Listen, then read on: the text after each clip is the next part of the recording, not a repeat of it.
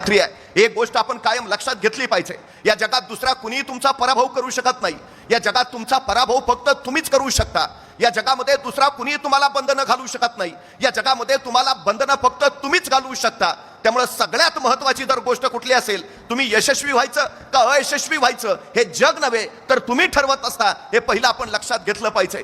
एका कैद्याला मृत्यूदंडाची शिक्षा झाली.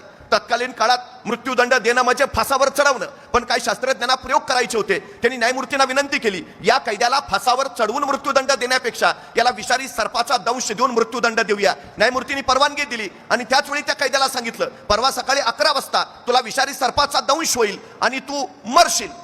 2 दिवस त्या कैद्याच्या डोक्यात एकच विचार होता, आता मला विषारी सर्पाचा दंश होईल आणि मी मरेन. प्रत्यक्ष शिक्षेचा दिवस उजाडला. त्या कैद्याला बाहेर काढलं.